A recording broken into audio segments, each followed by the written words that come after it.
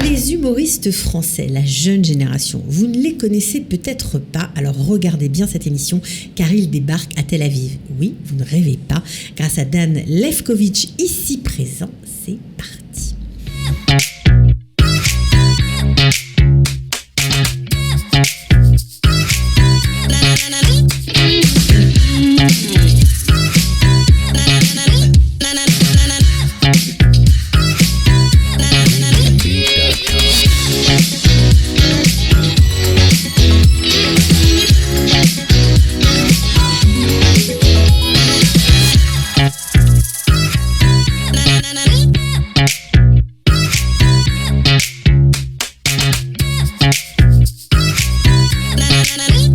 Dan Lefkowitz, bonjour. Bonjour Cathy. Alors, toujours des idées, de nouveaux spectacles, vous ne vous arrêtez jamais, on commence à vous connaître, vous êtes producteur bien sûr, vous avez créé Live Stage il y a quelques temps, pas très longtemps.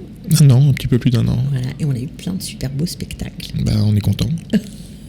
On les cite ou c'est pas la peine? Je vous laisse. Muriel Robin, entre autres, Michel Drucker, nous avons eu aussi Michel Fugain, voilà. On a eu du théâtre, on a eu beaucoup de Molière. Plein de choses, mais voilà. Et c'est pas fini, mauvaise nouvelle, c'est pas fini. C'est pas fini, non, c'est une bonne nouvelle. Donc des trucs classiques, il y en a pour tous les coups. Bref, alors là, vous vous lancez dans une autre aventure, c'est, on va dire... le Tel Aviv du Rire 2019. Exactement. 7 humoristes. 7 humoristes, l'idée était de dire les gens qui ont fait leur Aliyah il y a quelques années ne savent plus ce qui se passe en France. Ouais, et c'est vrai que des fois c'est triste parce qu'on est un peu largué, on se sent un peu... Voilà, c'est cette mission de service public que l'on salue. Ouais. Et donc on s'est dit pourquoi ne pas faire découvrir ce qui marche extrêmement bien en France, la nouvelle génération, les nouveaux humoristes qui cartonnent, mais qu'on ne connaît pas particulièrement ici. Alors, ils sont 7, on va les citer. Jeff Panaclock, bien sûr, Laura Lone, Alex Ramirez, Lamine, alors là, je vais avoir du mal à dire son nom. Lesgad, voilà, Validia, Donnell Jacksman, Sébastien Marx. Ils sont tous différents. Et ce qui est génial, c'est que vous nous allez concocter une vraie création, parce que ce spectacle qu'on va voir là n'existe nulle part ailleurs. Non, ce sont vraiment 7 personnes qui jouent chacun leur spectacle et qui vont venir nous présenter un morceau de leur représentation, chacun format Montreux ou Comedy Club. Ok. Et voilà, on est parti pour... On sait quand on démarre. Je pense qu'on ne sait pas quand va se terminer la soirée parce que ça peut durer très très longtemps si ça se passe bien. C'est vrai, ils ont une certaine tchatch, ils sont très actifs sur les réseaux sociaux, on les voit beaucoup. Alors, comment vous avez fait pour les choisir, déjà pour commencer? J'ai souffert, j'ai dû voir beaucoup de spectacles. Combien de spectacles? J'ai dû faire plus de 50 ou 60 spectacles quand même pour choisir ces 7-là. Donc vous avez été voir toutes les petites caves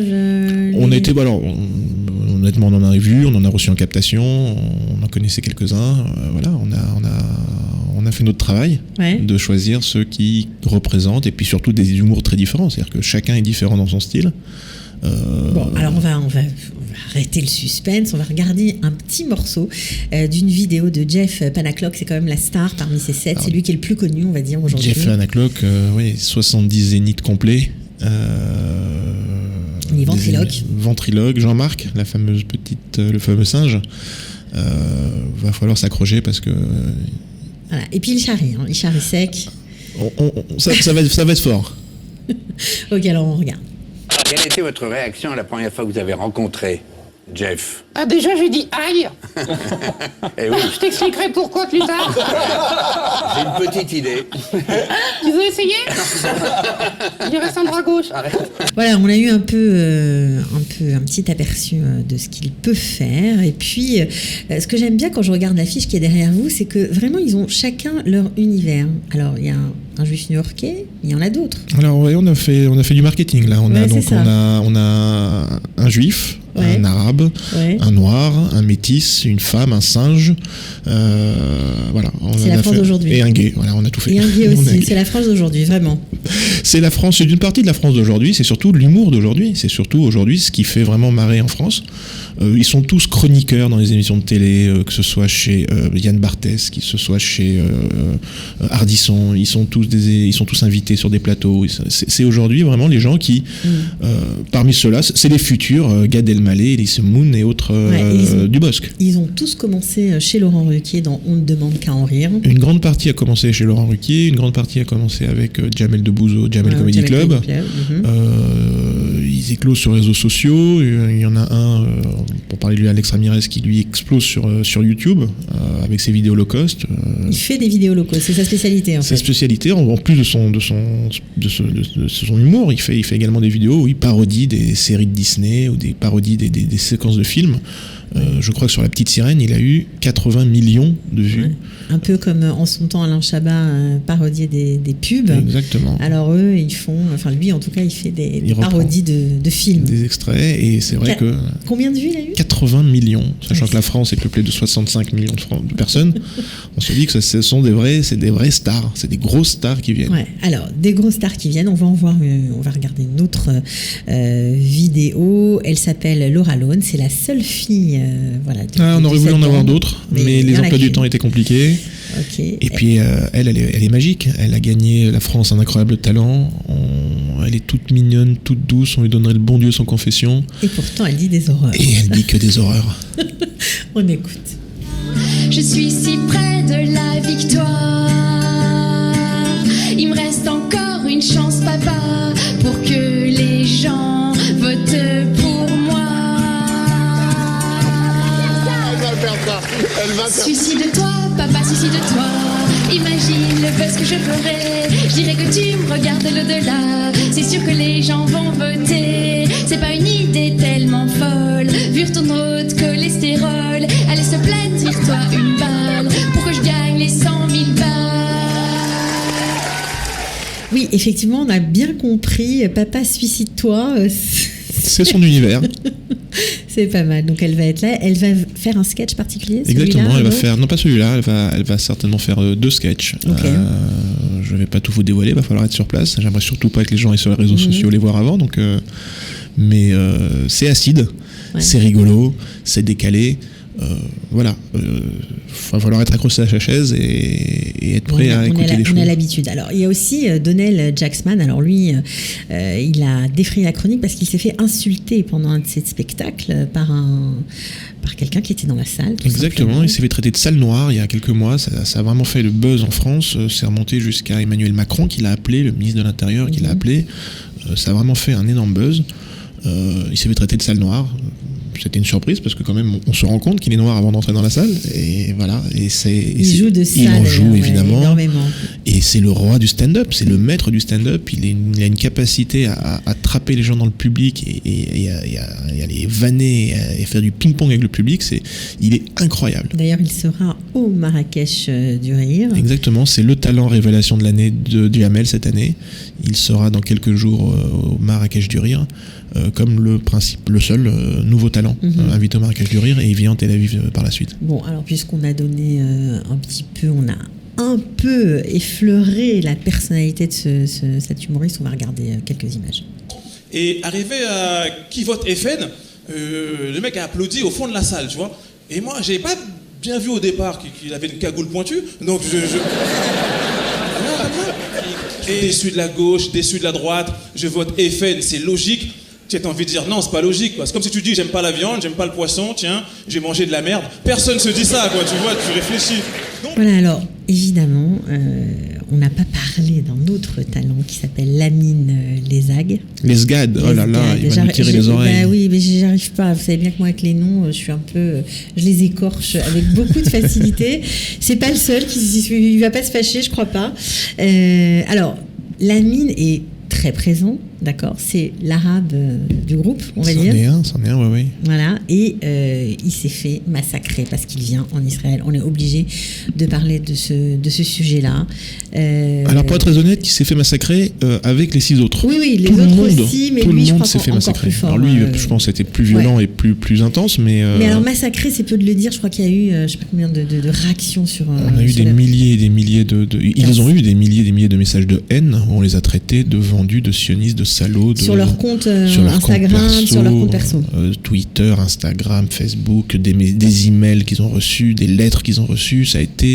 C'est encore un déferlement de haine. Et le BDS, bien sûr. Et le BDS, et la France Insoumise derrière. Alors la France Insoumise, on parle bien du parti politique, évidemment. On parle bien du parti politique, enfin de certains élus du parti politique qui ont officiellement appelé au boycott. Alors, on est fiers, ils ont appelé au boycott de l'Eurovision et du Tel Aviv du Rire. Donc, je ne chercherai pas, si on nous met au même niveau que l'Eurovision, ça veut dire qu'on a peut-être atteint quelque chose qui touche. Alors ça va loin parce que non seulement ils se font insulter, mais il y a aussi toute une communication anti-israélienne très forte qui sort avec ces humoristes qui projettent de venir en Israël. D'ailleurs, on va donner les dates, ce sera le 8 et le 9 juillet 2019. Pour l'instant, personne n'a annulé, ils n'ont rien dit. Non, ils sont pas plaints. Ils ont même fait un point d'honneur à venir, parce que soyons très clairs, ils n'ont rien à gagner à venir, tout à perdre. Ouais, c'est et ça ils qui est viennent incroyable. et ils disent, il est hors de question qu'une partie de leur public qui découvre aussi, c'est qu'on a quand même un public qui est revendicatif. Il est hors de question qu'une partie de notre public nous impose nos choix artistiques. Donc ça devient maintenant un point d'honneur de dire je vais jouer à Tel Aviv et si j'ai des choses à dire, je les dirai. Et nous on leur dit mais vous êtes dans une démocratie ici, vous pouvez dire ce que vous voulez, faut nous faire rire. Mais venez découvrir le pays et puis venez après dire au public israélien ce que vous en avez pensé. Ouais, alors ils vont rien changer dans leur sketch, ils la font à la régulière, tout ce qu'ils font à Paris, ils vont faire la même chose ici. On leur a demandé de nous amener les sketchs originaux et de pas. Alors il y aura évidemment des rajouts. C'est sûr, avec la polémique qu'il y a eu autour de cette campagne de boycott terrible. Pas que, on est en train de faire des recherches généalogiques et il semblerait que Jean-Marc, le singe, ait des origines juives. D'accord. Et donc il est possible que d'ici là on puisse découvrir des choses. Voilà, ça c'est clair. Alors bon, évidemment, je suis obligée de montrer cette affiche qui m'a moi soulevé le cœur, une affiche avec du BDS qui a détourné nos affiches. Détourné l'affiche de Tel Aviv du Rire, la très jolie affiche qui est derrière vous. Voilà, on va la voir à l'image. Et puis et ce n'est qu'un petit morceau parmi des milliers d'horreurs, mais bon. On va voir aussi la réponse d'un des comédiens, d'un des comiques. Voilà, je vais essayer de le redire bien. Je ne sais pas si je vais y arriver. La mine, l'esgade. Voilà, c'est mieux par vous. On regarde. Allez, c'est parti. L'info, elle est sortie. Je vais jouer à Tel Aviv et là... 400 000 messages, des insultes dans tous les sens. Collabo, sioniste, t'es un vendu, tu vas donner ton cul. Je m'y attendais tellement, mais tellement. Parce que les combats que vous choisissez sont à la hauteur de votre courage. Et bien les miens aussi. Ciao. Voilà, alors ça en dit long. Alors quand même, il nous massacre aussi. Ah mais heureusement. Puis en plus, il va nous faire marrer, je vous assure. Ils sont tous très drôles. Et puis ça va nous faire marrer de voir quelqu'un qui... Mais ça sert pas un peu parfois sur des clichés antisémites. C'est vraiment de l'humour. C'est de l'humour. Ouais. C'est pas antisémite. Non. Je pourrais en avoir vu pas mal. C'est vraiment pas antisémite. Ils mettent en avant Ils massacrent tout le monde. D'abord, ils massacrent tout le monde tous, mais surtout, ils mettent en avant nos travers, nos défauts, ils montent en épingle. Ce sont un humoriste, c'est un observateur de la vie. Eh ben exactement. Et nous, ça nous plaît beaucoup vraiment. Alors juste pour redonner un peu les dates, parce qu'il faut quand même réserver. Il y a encore des places, j'imagine. Il y a encore des places. C'est donc le 8 et le 9 juillet à Tel Aviv. Voilà, c'est une création. Donc vous ne les verrez pas, vous n'aurez pas l'occasion de les voir tous ensemble. Bien que c'est chacun en son moment, mais ils sont tous, c'est un même spectacle. Et ça, c'est top, c'est grâce à vous. Donc 8 et 9 juillet, ce sera à l'Université de Tel Aviv dans la salle Small Art. Pour réserver, soit sur le site www.livestage.show, soit au téléphone 03 966 41 08. Qu'est-ce qu'on peut rajouter pour motiver ceux qui se disent je sais pas.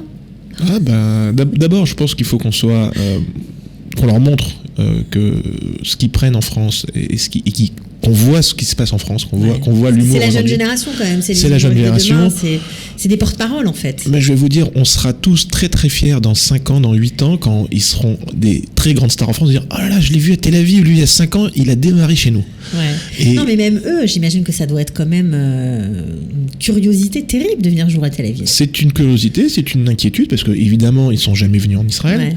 Donc, ils ont évidemment des a priori, des préjugés, des images, des impressions. Et c'est là où c'est intéressant, c'est qu'on va leur faire visiter le pays. On va les amener à Jérusalem, on va les amener à la mer Morte, on va les amener dans les sources du Jourdain, on va les faire un trek dans le désert. Enfin, on va leur montrer ce que c'est que le pays. On va aller du côté musulman, on va aller du côté juif, on va aller du côté chrétien. Et puis après, qu'ils se fassent leur opinion. Et puis, moi, je suis très intéressé de savoir le 8 et le 9, quelle sera leur opinion. Je suis assez serein, mais intéressé. Il faut que la salle soit pleine quand même, parce que c'est vrai que de jouer, venir et puis que la salle soit... logiquement, ce serait dommage, mais bon, logiquement, ça devrait pas être un problème. Ils sont tellement bons que si, on veut voir ça, on a besoin de se divertir. Là, pour le coup, on est vraiment, c'est la soirée détente par excellence. Plaisir, c'est un assortiment de 7 humoristes, des petits morceaux. Bon, alors on va finir en les regardant encore un petit peu. Merci beaucoup, Dan Lefkowitz, d'être revenu, et puis Batzlacha pour le 8 et 9 juillet. On sera là, sûrement. On viendra faire un petit tour dans les coulisses. Avec grand plaisir, on vous accueillera avec grand plaisir. Ciao.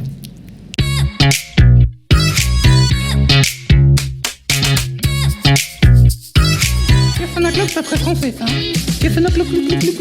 Ça doit être pakistanais. En 2 secondes, il va vous vendre des roses. La politique américaine aujourd'hui ressemble à la carrière de Michael Jackson.